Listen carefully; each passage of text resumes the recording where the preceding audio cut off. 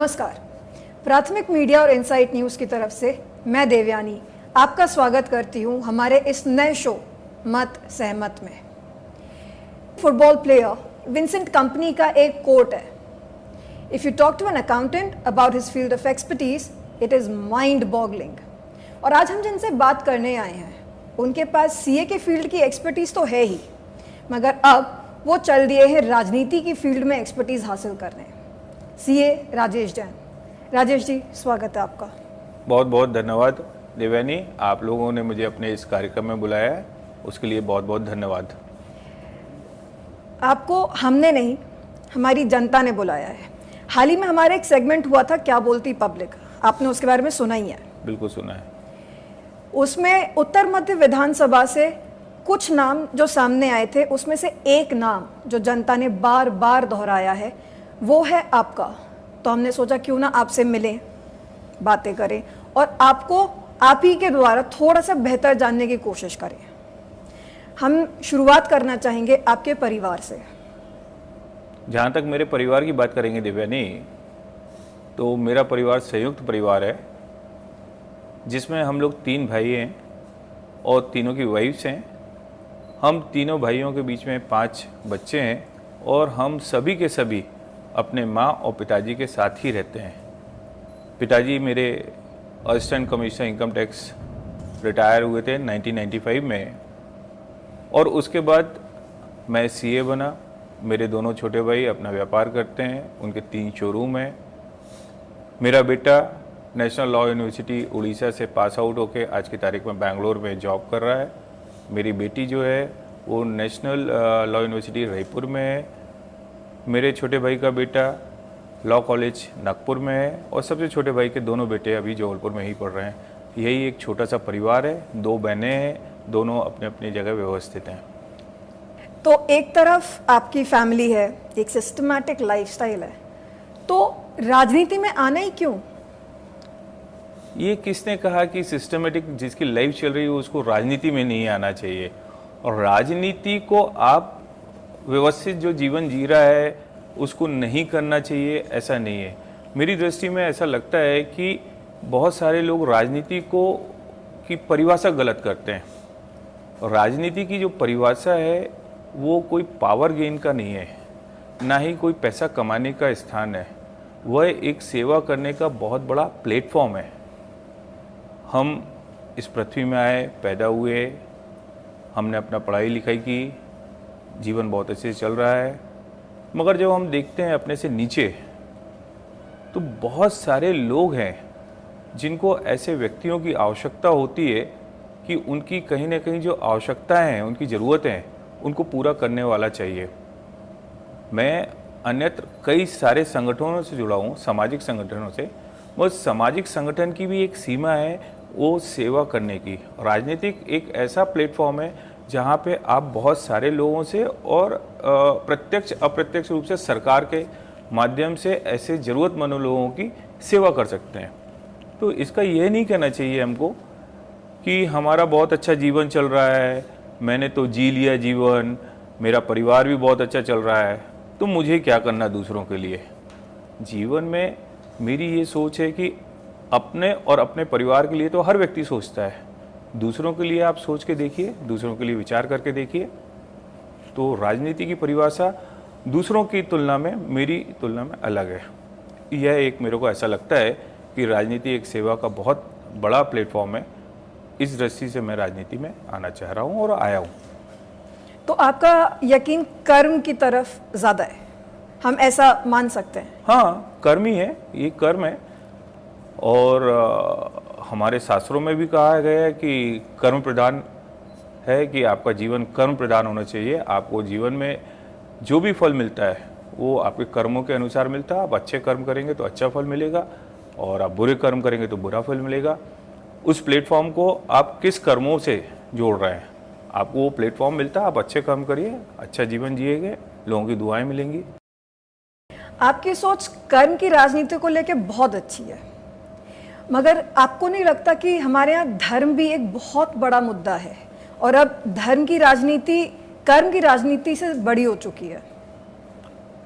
देवयानी, मैं इसमें ये कहना चाहूँगा कि हमारा भारत देश जो है वो देवों की भूमि है। यहाँ पे अनेक देवों ने जन्म लिया और यहाँ से अनेक देव लोग जो हैं मोक्ष पे गए हैं। तो हमारा देश धर्म प्रधान तो है ही, मगर कुछ लोगों ने इसको राजनीतिक बना लिया है। वो मेरी दृष्टि में उचित नहीं है। हम पैदा होते हैं, किसी न किसी हमारा संस्कार चलते हैं। हर व्यक्ति के अपने अपने धर्म है, जिस धर्म में वो पैदा होता है, पैदा होते ही साथ उसको वो संस्कार मिलना चालू हो जाते हैं।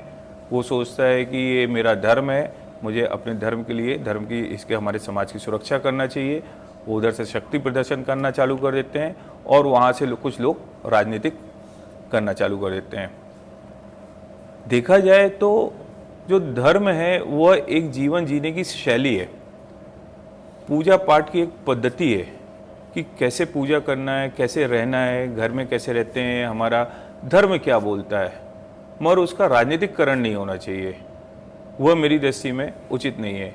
धर्म तो मानव धर्म है, मानव सेवा, और मानव सेवा से भी बढ़ के हम कहेंगे कि जीव सेवा, जीव दया होनी चाहिए। जीव में सिर्फ मानव नहीं है, हर प्राणी है, हर प्राणी की रक्षा सुरक्षा करना ही धर्म है। और उसकी सुरक्षा करने के लिए हमको राजनीति करना चाहिए। राजनीति यदि करना है तो वो जो हमारे लिए कहना चाहिए कि राजनीतिक रूप से हमको जो अधिकार मिले हैं उसका हमको उपयोग करना चाहिए, ना कि किसी एक धर्म विशेष के लिए हमको इस तरीके से चलना चाहिए। ये मेरी अपनी सोच है, बाकी आप बताएंगे। आपने भी शक्ति प्रदर्शन की बात की है और राजनीति में बहुत शक्ति प्रदर्शन लोग करते ही हैं और आप उसमें सहमति रखते नहीं। तो आपके हिसाब से दूसरा रास्ता कौन सा हो सकता है अपनी शक्ति प्रदर्शन करने का? सबसे पहले तो देवयानी मैं ये पूछूंगा कि शक्ति प्रदर्शन राजनीति में कौन, जो सत्ता में काबिज है वो या आम जनता? यदि आम जनता यदि अपनी मांग के लिए शक्ति प्रदर्शन करती है और वो सही है तो मैं उस शक्ति प्रदर्शन को अच्छा मानता हूँ। मगर यदि सत्ता में जो व्यक्ति लोग बैठे हुए हैं वो शक्ति प्रदर्शन किस चीज़ के लिए करेंगे? मैं समझता हूँ कि शायद कोई भी ऐसा सत्ता में जो काबिज है वह शक्ति प्रदर्शन नहीं करता है। वो आम जन को सुनता है और उसको समझने का प्रयास करता है और उनकी समस्या का समाधान करने की कोशिश करता है। मेरी दृष्टि में शक्ति प्रदर्शन तो यही है। शक्ति प्रदर्शन हाँ, गलत दृष्टि से यदि कोई कर रहा है, जातिगत को लेके या ऐसी कोई मांग को लेके जो हमारे संविधान के अनुसार नहीं है, तो उस शक्ति प्रदर्शन के समर्थन में मैं नहीं हूँ। आप एक एस्टैब्लिश्ड सीए हैं, प्रोफेशन में आपका नाम भी अच्छा है, और दूसरी तरफ राजनीति में पहले से ही बड़े बड़े धुरंधर मौजूद हैं। तो आपको नहीं लगता कि इतने बड़े दिग्गजों के बीच में सीए राजेश जैन का स्कोप थोड़ा कम है? अच्छा प्रश्न है, अच्छा प्रश्न है। ये सामान्यतः अभी मेरे को बहुत सारा सुनने में आ रहा है। लोग कहते हैं आप, और राजनीति में बहुत सारे लोग हैं जो कई वर्षों से राजनीति कर रहे हैं। मैं थोड़ा सा इसमें प्रकाश डालना चाहूँगा। मैं शायद कई वर्षों से, शायद क्या सच में कई वर्षों से सामाजिक संगठनों से जुड़ा हुआ हूँ, और राजनीति आम जन जो सोचती है कि वो किसी एक पार्टी जो है, राजनीतिक पार्टी से जुड़कर ही जो किया जाता है वो राजनीति होती है, ये बिल्कुल भी नहीं है। राजनीति तो जहाँ आप एक कक्षा के क्लास मॉनिटर बन जाते हैं वहीं से चालू हो जाती है। फिर आप किसी सामाजिक संगठन में कोई दायित्व में आ जाते हैं, वहाँ राजनीति चालू हो जाती है। धार्मिक संगठनों में आते हैं, चुनाव लड़ते हैं, वहाँ राजनीति चालू हो जाती है। तो यह तो आम जन का कहना है कि फलानी पार्टी के हैं वो राजनीति करते हैं। मैं तो बचपन से ही अपनी क्लास में मॉनिटर रहा हूँ। फिर पढ़ाई पूरी करने के बाद मैं आया तो अपने धार्मिक संगठनों में, अपने सामाजिक संगठनों में कई दायित्वों में रहा हूँ, कई जगह अध्यक्ष रहा हूँ। वहाँ पे राजनीति वैसी नहीं होती है जैसे यहाँ पे होती है। यहाँ पे आने का सिर्फ एकमात्र उद्देश्य है कि जो मेरे अंदर पीड़ा है लोगों को लेके, लोगों के प्रति जो मेरी सोच है, उसकी शायद मैं यहाँ पे आके बहुत अच्छे से पूर्ति कर सकूँगा। रही बात धुरंधरों की, तो ऐसा कुछ भी नहीं होता है। ये आम जन का सोच है कि ये धुरंधर हैं, ये ऐसे हैं, और कब किसका भाग्य साथ दे दे वाली बात है। उन्होंने बिल्कुल फ्रंट लाइन में आके काम किया है, हम पीछे से काम करते थे और दोनों लोग मिलके ही काम करते हैं। तो ऐसा नहीं लगता है कि कहीं कोई धुरंधर होता है जो अच्छा काम कर सकेगा। और काम क्या क्या है, जो सोच अच्छी रखता है वो सोच अच्छी रखेगा तो काम भी अच्छा करेगा, काम अच्छा करेगा तो परिणाम अच्छे आएंगे। उसको आप बोलते हैं अच्छा राजनीतिक है, बहुत धुरंधर है। तो समय का कहीं से भी ऐसा रहता नहीं कि किसने कब प्रारंभ किया, हमारा लक्ष्य कब प्राप्त हुआ, ये महत्वपूर्ण है। और मेरे जीवन में हमेशा यही रहा है कि आपकी ट्रेन किस प्लेटफॉर्म से, किस स्टेशन से स्टार्ट हुई है, आपका लक्ष्य होना चाहिए बड़े स्टेशन के प्लेटफॉर्म में पहुंचने के लिए, बस वही है। तो आपकी बातों से जितना मुझे समझ में आ रहा है, आपने राजनीति काफ़ी स्टडी की है over the years, with time आपने अपना एक स्टडी किया हुआ है। मगर मैं ये जानना चाहती हूँ कि इस स्टडी को करने में कोई तो एक ऐसा इंसान रहा होगा, and I don't mean politically, मगर कोई एक ऐसा इंसान जिसके थॉट्स से आप बहुत इंस्पायर्ड हैं, जिसके काम करने के तरीके ने आपको अपना राह चुनना बताया है। तो वो एक इंसान कौन होंगे? अगर एक से ज़्यादा भी हैं तो आप बता सकते हैं। देखिए देवानी, होता क्या है कि जीवन में जब कोई लक्ष्य प्राप्त करता है या किसी लक्ष्य के लिए दौड़ता है तो कहीं ना कहीं उसके अंदर एक प्रेरणा होती है। वो कुछ जीवन में अपना देख कर, सुनकर या अनुभव करके उसको ऐसा लगता है कि ये कार्य मुझे करना चाहिए। न केवल राजनीति, दूसरी चीज़ भी। मगर अभी बात हो रही राजनीति की, तो मैं राजनीति की बात करूँगा। मैंने अपने जीवन में बहुत सारी चीज़ें ऐसी देख ली और ऐसी अनुभव की हैं कि हम जो रह रहे हैं अभी, और जितने भी लोग रह रहे हैं, वो सोचते हैं कि हम बहुत अच्छा अपना नौकरी कर रहे हैं, हम अपना व्यापार कर रहे हैं, सुबह जाते हैं, दिन भर अपना काम करते हैं, शाम को आते हैं, अपने परिवार के साथ बैठते हैं और हमारा जीवन बहुत अच्छा चल रहा है। और ईश्वर से प्रार्थना भी करता हूँ कि हर व्यक्ति का, हर जीव का ऐसा ही सुखमय जीवन चले।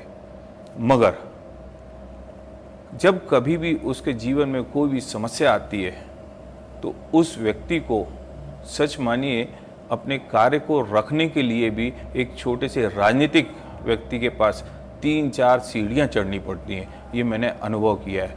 आप इसकी तुलना कर सकती हैं, एक जंगल है, जंगल में जो बेचारा छोटा सा जानवर होता है, हिरन होता है, वो अपने परिवार के साथ सुबह उठता है, घूमता है, सारी चीज़ें करता है और बहुत खुश रहता है, इधर से उधर फुदकता रहता है। मगर जैसे ही हिंसक जानवर आता है तो उसका तो क्या होगा, ईश्वर जाने वो कहाँ भागता है, परिवार वाले कहाँ भागते हैं। वैसे ही हमारे साथ भी आम जन के साथ यह होता आ रहा है। और वो छोटे छोटे कहना चाहिए कि जितने भी लोग हैं, नटखट लोग कह सकते हैं, उसका शब्द हम बहुत अच्छा तो यहाँ पे नहीं बोल पाएंगे। उन लोग जब परेशान करते हैं तो वो बेचारा व्यक्ति जो है बहुत असहाय महसूस करता है। तो ये बहुत नज़दीक से जब मैंने देखा तो मुझे लगा कि इन लोगों की पीड़ा दूर करने के लिए मुझे राजनीति में आना चाहिए। मैं स्वयं के लिए नहीं, मेरे पास तो ईश्वर की कृपा से सब कुछ है, मेरे को कोई तकलीफ़ नहीं है, मगर आम जन की पीड़ा दूर कर सकूं, इसलिए मैं सीए से राजनीति में आया हूं और लोगों की सेवा करने आया हूं। पॉइंट टेकन, आंसर अच्छा है। मगर अब जो मेरा एक बहुत टू द पॉइंट क्वेश्चन है, राजनीति को अगर 2 हिस्सों में तोड़ा जाए तो एक है राजा और एक है नीति, which is plan of action. आप आज जिस पोजीशन पे खड़े हैं वहाँ पे आपको क्या लगता है कि समाज में ऐसी तीन कौन सी प्रॉब्लम्स हैं जिसको आपके इमीडिएट अटेंशन की ज़रूरत है, और उसको लेके आपका प्लान ऑफ एक्शन क्या है? आप 3 बस पूछ रही हैं?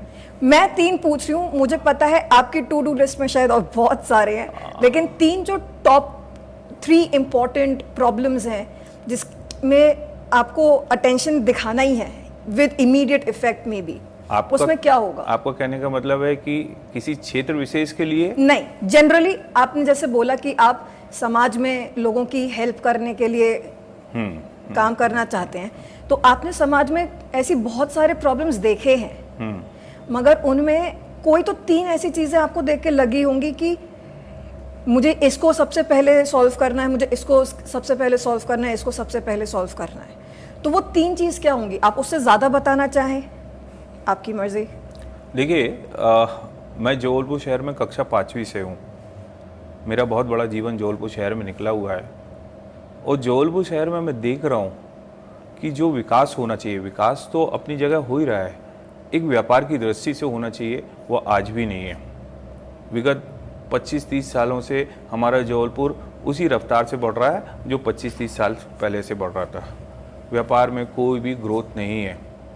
तो सबसे पहले मेरा दिमाग चलता है, क्योंकि मैं सीए हूँ और एनालिसिस बहुत अच्छा कर लेता हूँ ऐसा मुझे लगता है, और मेरी जो क्लाइंटेज है वो सारे व्यापारी ही होते हैं।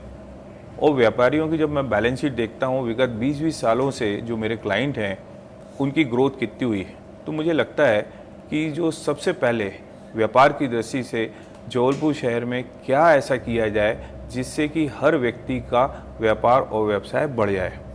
उसमें मुझे लगता है कि जबलपुर शहर जो है एक एजुकेशन हब बहुत अच्छा बन सकता है।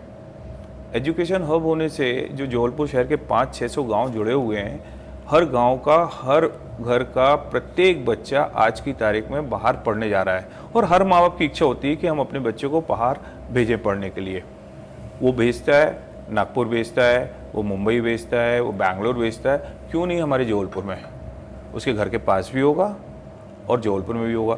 जब एक बच्चा यहाँ पढ़ने आता है तो सिर्फ वो अपनी पढ़ाई के लिए पैसा नहीं देता है, वो हॉस्टल के लिए पैसा देता है, वो अपने खाने पीने के लिए पैसा देता है, अपने कन्वेंस के लिए पैसा देता है, तो वो हमारे शहर में पैसा आएगा। जब हमारे शहर में पैसा आएगा तो वो शहर का पैसा शहर के अन्य व्यापारियों के पास आएगा। ये तो एक छोटा सा हमारा शिक्षा को लेके चिकित्सा है। आज हमारे यहाँ वो अमरावती ट्रेन चलती है नागपुर जबलपुर, उसको लोग एम्बुलेंस बोलते हैं, उसका नाम एम्बुलेंस पड़ गया, उसमें सारे मरीज जाते हैं। जबलपुर में इतने अच्छे हमारे यहाँ चिकित्सक हैं, उनका प्रचार प्रसार नहीं हो पा रहा है। छोटी सी भी बीमारी होती है हम नागपुर चले जाते हैं, छोटी सी बीमारी होती है हम दिल्ली चले जाते हैं, मुंबई चले जाते हैं। हम अपने चिकित्सकों की प्रचार प्रसार यहाँ पे किया जाए तो हमारे चिकित्सा के लिए जो बाहर पैसा जाता है वो यहीं पे होगा। हमारे शहर में एक से एक चिकित्सक हैं। ऐसे हमारे यहाँ मैन्युफैक्चरिंग, कपड़े मैन्युफैक्चरिंग का है, वो सलवार सूट का बहुत सुनते हैं, आजकल वो व्यापार कम होता जा रहा है, उसको हम बढ़ा सकते हैं। ऐसे बहुत सारे व्यापार हैं, उसको यदि करेंगे लिस्ट तो बहुत बड़ी है। सबसे मुख्य उद्देश्य है मेरा और मुख्य मुद्दा है कि व्यापार को किस तरीके से बढ़ाया जाए जिससे कि हमारे शहर का पैसा न केवल हमारे पास रहे बल्कि बाहर का पैसा भी हमारे शहर के पास आए और हमारे यहाँ के बच्चे बाहर जाने की वजह हमारे यहाँ खुद का व्यापार संभालें और यहाँ पे बड़ी बड़ी इंडस्ट्री आएँ और यही नौकरी करें और अपने माँ बाप के साथ रहें। ओके, आपने जो बातें बोली उसमें एक चीज़ तो मेरे को समझ में आई है, वो ये है कि जितने लोग बाहर जा रहे हैं वो lack of knowledge, lack of reach की वजह से है। लेकिन फिर आपका ये कहना भी है कि हमारे पास चिकित्सक भी हैं, हमारे पास कॉलेजेस भी हैं, हमारे पास प्रॉपर एजुकेशन सिस्टम भी है। तो क्या मैं इसको ऐसे मानूं कि जो हमारे यहाँ के लोग हैं उनका अपने ही लोगों पे इतना भरोसा नहीं है कि उन्हें किसी और पे जाना पड़ रहा है, किसी और शहर में जाना पड़ता है, किसी और स्टेट या मे बी कंट्री कैपिटल तक जाना पड़ता है? और अगर ऐसा है तो हमारे ही देश के लोगों को या हमारे ही शहर के लोगों को अपने ही शहर के लोगों पे भरोसा क्यों नहीं है? नहीं, उसका आप ऐसा समझिएगा, आज तक मैं यदि विचार करता हूँ तो कभी भी सारे, यदि हम मेडिकल की बात करें तो सारे चिकित्सक लोगों के साथ बैठ के किसी भी राजनीतिक व्यक्ति ने उनके साथ कोई बैठक नहीं की होगी कि उनके साथ एक बार बैठे हम कि यहाँ पे क्या क्या चीज़ों की कमी है, हम अपने इसका कैसे प्रचार प्रसार कर सकते हैं, लोगों के बीच में कैसे विश्वास हम जागृत कर सकते हैं। वही देखें तो आज हमारे यहाँ बहुत अच्छे शिक्षक हैं, हम उसको कैसे एक यूनाइटेड कर सकते हैं, कैसे हम उसको बनाया जा सकता है। और यदि यहाँ पे हमारे पास उस चीज़ की कमी है हमारे शहर में तो हम बाहर से समझ कर आएँ और बाहर के समझ कर हम यहाँ पे वो यदि सुविधाएं उपलब्ध कराएंगे तो लोगों में विश्वास जागृत होगा और इसका जन जागरण हम कर सकते हैं। जन जागरण करना चाहिए, लोगों को घर घर जाके बताना चाहिए कि जो आप बाहर कर रहे हैं वो सारी चीज़ें हमारे यहाँ उपलब्ध है। इसके लिए वास्तव में किसी जनप्रतिनिधि को आके ये बीड़ा उठाना चाहिए, क्योंकि हर व्यक्ति अपने व्यापार में लगा है, उसके पास इतना समय नहीं होता और वो अकेला कब तक जाएगा। किस किस के पास जाएगा? जब आप अकेले स्वयं के लिए जाते हैं तो उनको लगता है कि वो अपने व्यापार के लिए आया है। जनप्रतिनिधि को ये जन जागरण का कार्य करना चाहिए और ईश्वर ने चाहा तो मैं ज़रूर करूँगा ये, और सच मानिए, और ये करके मैं दिखा भी सकता हूँ और दिखाऊँगा भी। आपकी बात में एक बहुत सॉलिड पॉइंट है, और I can't help but ask, आपका जो पॉइंट है उसमें ना एक बहुत बड़ा फैक्टर है एक्सेसिबिलिटी। जैसा आपने बोला कि लोगों को अपने ही लोगों पे भरोसा होने के लिए एक एक्सेसिबिलिटी की ज़रूरत है कि अगर कुछ दिक्कत हो तो वो उन तक जा सके। तो अगर आप राजनीति में आते हैं तो लोग तो आपसे भी यही चाहेंगे कि अगर उन्हें कोई दिक्कत हो तो वो आप तक पहुंच पाएं। हाँ, होने चाहिए। And which in my thought is a great idea. And मैं भी अगर उनकी जगह पे होंगी तो I would also want an access to somebody who's in power, ताकि जो भी प्रॉब्लम्स है वो सॉल्व हो सकें। लेकिन जैसा आपने बोला कि हर इंसान हर जगह नहीं हो सकता, उसकी भी टाइम कंस्ट्रेंट्स हैं, तो आप भी हर जगह नहीं हो सकते, लेकिन जहाँ पे आप नहीं हो सकते वहाँ पे कोई तो होगा। तो आपके बिहाफ पे अगर जनता आप तक पहुँच रही है और आप नहीं पहुँच पा रहे हैं तब क्या? हाँ, ये प्रश्न आपका बहुत अच्छा है और इसका उत्तर भी मेरे पास है। बहुत अच्छे। शायद मैं इसको आपने पूछ लिया, वास्तव में एक राजनीतिक व्यक्ति या एक जनप्रतिनिधि हर समय हर क्षण वो अपने क्षेत्र पे नहीं रह सकता है, क्योंकि वो कहीं ना कहीं, यदि वो विधायक है तो उसको भोपाल भी जाना है, सांसद जी हैं तो उनको दिल्ली जाना है, उनको सारी जो पॉलिसीज़ हैं उन पे काम करना है। इसके लिए एक बहुत अच्छा ये है कि हमारा एक टीम वर्क होना चाहिए। किसी भी जनप्रतिनिधि का एक बहुत बड़ा टीम वर्क होना चाहिए, और उस टीम वर्क में जो भी हमारे मित्र हैं, हमारे साथी हैं, हमारे कर्मचारी हैं, वो सकारात्मक सोच के होने चाहिए। और उससे अच्छा कि एक बढ़िया कॉल सेंटर आप चालू कर दें, आप एक फ्री टोल नंबर दे दें आमजन को, जिसकी भी जो समस्या है जिस समय भी है वो उस नंबर पे कॉल करे, और वो जो समस्या है वो रिकॉर्डेड होनी चाहिए, जिससे कि आप यदि भोपाल में हैं, आप दिल्ली में हैं या किसी दूसरे शहर में या बैठक में हैं, आप आके उसको सुन सकते हैं और उस समस्या का समाधान क्या हुआ आप उस कंसर्न पर्सन से पूछ सकते हैं। और आपके प्रश्न में एक बहुत अच्छी चीज़ आई थी कि हर व्यक्ति की पहुंच होनी चाहिए उस व्यक्ति से। जो भी हमारा जनप्रतिनिधि होता है वो हमारा राजा नहीं होता है, वो आम जन के द्वारा चुना गया एक हमारा प्रधान सेवक होता है। और यदि आप अपने आप को सेवक मानते हैं, कोई भी राजनीतिक व्यक्ति अपने आप को सेवक मानता है, तो वो आम जन से दूर हो ही नहीं सकता है, वो आम जन के बीच में ही होगा। मगर जिसने उसने राजा माना तो वो आम जन के दूर होगा। मैं शुरू से अपने आप को सेवक माना है और हमेशा सेवक मानूंगा, और ईश्वर से प्रार्थना भी करता हूँ मेरे को सेवक के रूप में ही रखें, और इसकी बड़ी योजनाएं मैं अभी नहीं आने पे बताऊंगा। आपने अपने आप को सेवक के रूप में देखा है और इसमें कुछ गलत नहीं है, और आपकी एक टीम भी है। जनता इस बात पे भरोसा कैसे करे कि क्योंकि आपने अपने आप को सेवक के रूप में देखा है, आपकी टीम भी सेवक के रूप में देखेगी। क्योंकि हर किसी का अपना अलग तरीका होता है काम करने का, और जितने अप्रोचेबल शायद आप होंगे, आपकी टीम के बंदे शायद ना हो। जो काम करने का तरीका आपका होगा हो सकता है उनका ना हो, तो हो सकता है जो डिलीवरेबल होगा वो ऑन पॉइंट ना हो, या हो सकता है बहुत सारे प्रॉब्लम्स बिना सॉल्व किए चले जाएं, आप तक शायद ना पहुंचे। तो उस चीज़ को कंफर्मेशन तक लाने के लिए कि हर प्रॉब्लम आप तक आई है, या जो भी प्रॉब्लम्स हाफ वे थ्रू भी आप तक आई है, आपकी टीम तक आई है, वो सॉल्व हुए हैं। क्योंकि call centres I am sure आपने पहले भी सुने हैं, लोगों के प्लान ऑफ एक्शंस में रहे हैं, कुछ टाइम तक रहे भी हैं, और फिर वो नंबर्स फिर कभी एक्सेसिबल नहीं थे। एक टाइम के बाद आपने कॉल किए भी हैं, फिर वो नंबर्स लगे भी नहीं हैं। आप कैसे इंश्योर करेंगे कि वो नंबर्स राउंड द क्लॉक लोगों के पास रीचेबल रहेंगे? आप सुनिएगा, आपने बचपन में जातक कथाएं पढ़ी होंगी, बहुत सारी कहानियाँ मम्मी पापा ला के देते थे, तो उसमें राजाओं की भी कहानियाँ पढ़ी होंगी। जैसा शासक होता है वैसे ही उसकी सेना होती है। शासक यदि अनुशासित है तो उसकी सेना भी अनुशासित रहेगी। शासक यदि अलाल है तो उसकी सेना भी अलाल होगी।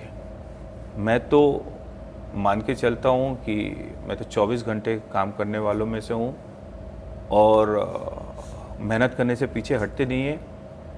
और मैं बात करूँगा तो हमारे देश के जो यशस्वी प्रधानमंत्री हैं माननीय नरेंद्र मोदी जी, आप उनको देखिए और उनसे सीखिए कि उनको क्या था।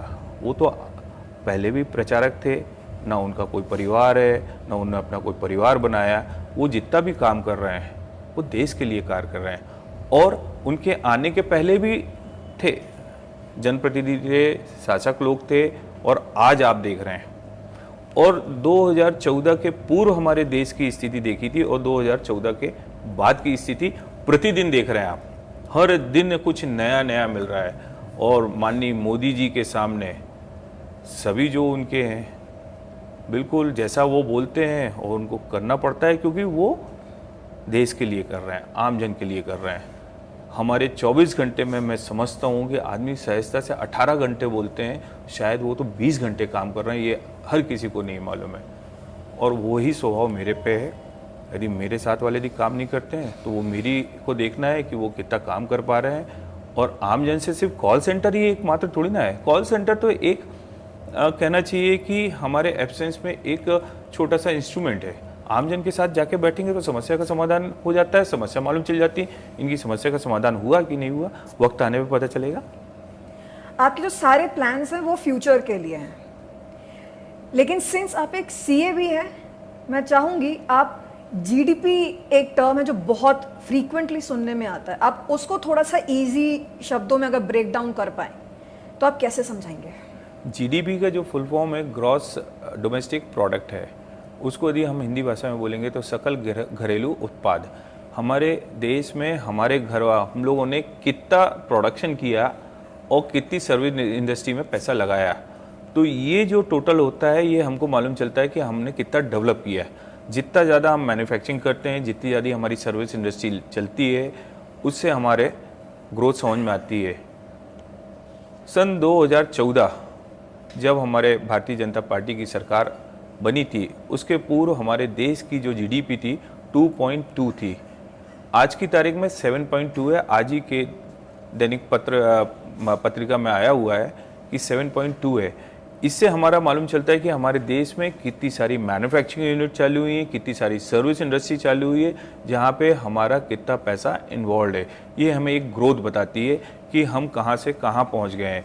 सन 2014 में जब माननीय नरेंद्र मोदी जी हमारे यहाँ के प्रधानमंत्री बने थे, जब पूरे देश में हमारे जो आर्थिक रैंकिंग करना चाहिए, इकोनॉमिक रैंकिंग थी, वो हम 10वें नंबर पे थे। आज हमारी ग्रोथ होकर हम लोग 5वें नंबर पे आ गए।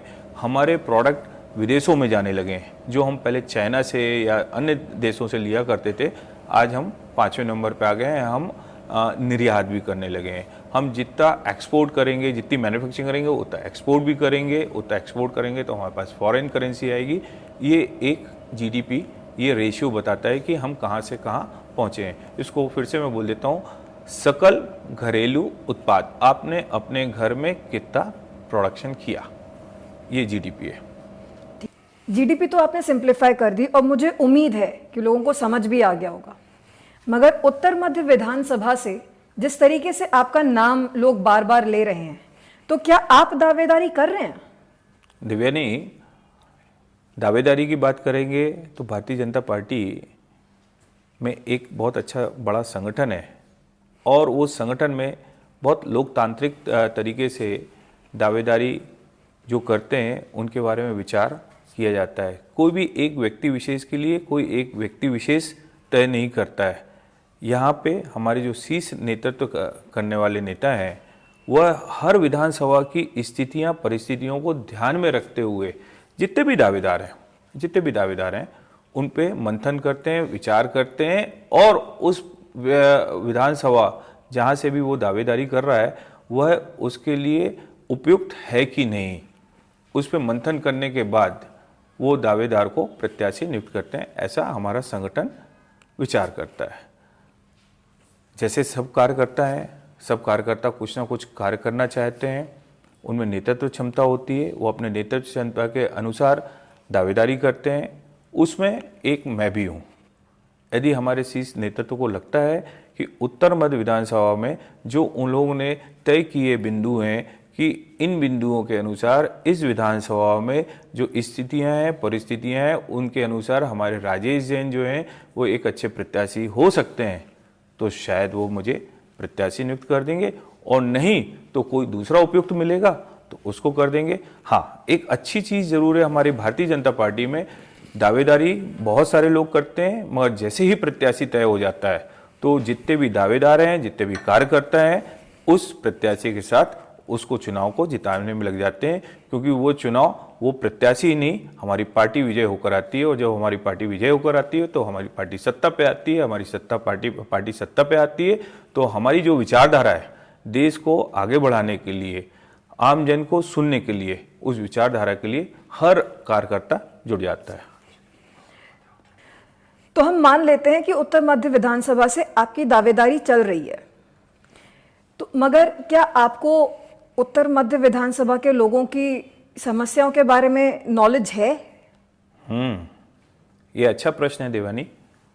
उत्तर मध्य विधानसभा में जो समस्या है, मैं समझता हूँ सिर्फ मुझे नहीं, आम जन को भी मालूम, जन की समस्या है तो उनको तो मालूम ही है, शायद जितने भी लोग दावेदार हैं उनको भी मालूम है।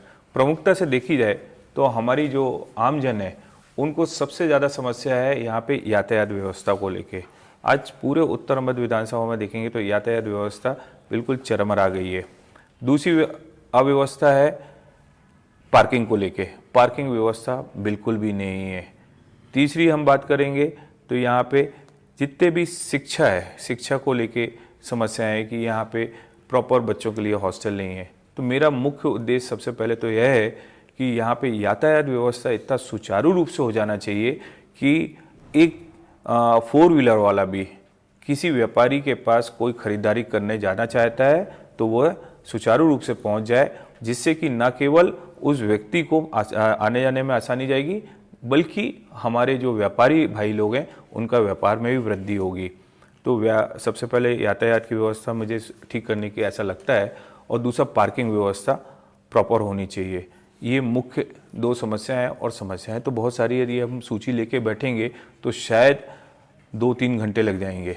तो ये समस्याएं हैं, और समस्या आने वाले समय पे जैसे जैसे आती जाएंगी और उनको बताते जाएंगे, उनको सॉल्व करते जाएंगे।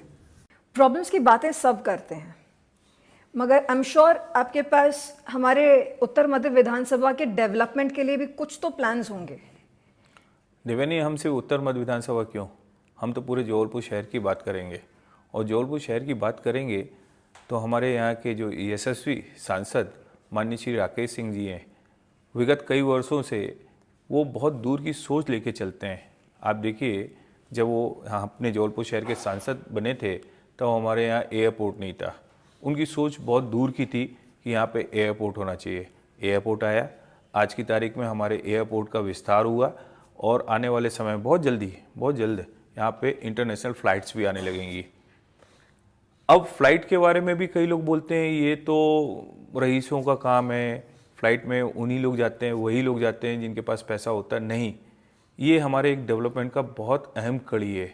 होता ये है कि जब हमको अपने जबलपुर शहर में बड़ी बड़ी इंडस्ट्री इस्टेब्लिश करनी है, उसके लिए वहाँ के जो बड़े बड़े पदाधिकारी हैं उनके पास इतना समय नहीं होता है कि वो ट्रेन से या कार से आ सके, उनको फ़्लाइट ही चाहिए होती है। तो ये उनकी सोच को लेते हुए ऐसे हमारे जितने भी जनप्रतिनिधि हैं, और यदि ईश्वर ने चाहा कि मेरे को ये मौका मिलता है तो मैं उनके साथ लग के, न केवल रोड नाली तो ये समय के साथ बनती ही है, मुख्य ये कि जबलपुर शहर के डेवलपमेंट के लिए हमें बड़ी बड़ी इंडस्ट्री लानी ही होंगी, और बड़ी बड़ी इंडस्ट्री आ जाती हैं तो हमारे यहाँ पे बाहर से पैसा आना चालू हो जाएगा, हमारे यहाँ रोज़गार के नए रास्ते खुल जाएंगे। एक यह विषय था। दूसरी बात करेंगे हम डेवलपमेंट की, तो हमारे यहाँ जो अभी के जो संसाधन हैं, अभी जो वर्तमान स्थिति है, वो तो जो मैंने आपको की भविष्य की बात है कि हम प्रयास करेंगे और वो सारी चीज़ें हो जाएं, और ईश्वर की कृपा रही तो वो हो भी जाएंगी। मगर वर्तमान में जो हमारे पास संसाधन उपलब्ध है, उन्हीं को हम व्यवस्थित करके हम अपने जबलपुर शहर को, न केवल आप सिर्फ उत्तर मध्य विधानसभा की बात मत करिए, मेरे लिए तो पूरा जबलपुर शहर है। जबलपुर शहर की हर विधानसभा के जितने भी प्रतिनिधि हैं उनके साथ बैठ के और जबलपुर को कैसे विकास किया जा सकता है। सबसे पहले मैंने पूर्व में भी आपको बताया था, एक शिक्षा बहुत बड़ा हमारे पास विषय है। यदि हम इसको एजुकेशन हब बना देते हैं जबलपुर में, तो एक बहुत बड़ा एजुकेशन हब हो सकता है। जैसे कोटा है, ऐसी कई जगह हैं जहाँ पे बाहर से आके विद्यार्थी यहाँ पे पढ़ सकें। न केवल बाहर वालों का पैसा आएगा, बल्कि जो हमारे यहाँ के बच्चे हैं आज बाहर पढ़ने जा रहे हैं, तो स्वाभाविक है मेरा बच्चा भी बाहर पढ़ने गया था, मेरे को उसके लिए पैसा बाहर खर्च करना पड़ता है। वो बाहर कैसे रहता है, कैसे खाता है, वो जबलपुर में व्यवस्था हो जाएगी तो वो आसानी से अपने घर में रह के और कम पैसों में बहुत अच्छी शिक्षा पा सकता है। चिकित्सा की बात की थी इसके पूर्व मैंने आपसे, आपने प्रश्न किया था, तो चिकित्सा की व्यवस्था, जितने भी हॉस्पिटल हैं वो इतने व्यवस्थित हो जाएं कि हमको बाहर ना जाना पड़े और वह पैसा भी हमारे जबलपुर में रहे।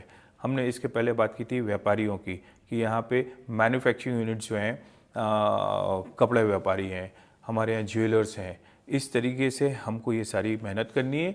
वर्तमान स्थितियों को देख के इनको बहुत अच्छे तरीके से संजो कर हम जो है उसी को आगे बढ़ाएंगे और जो इंडस्ट्री लेकर आनी है वो ज़रूर आएंगी। और हमारा जबलपुर शहर भी जो मध्य प्रदेश के 4 बड़े नगरों में आता है, इंदौर, भोपाल, ग्वालियर और जबलपुर, तो देखा जाए तो इंदौर और भोपाल और ग्वालियर भी लगभग डेवलप है।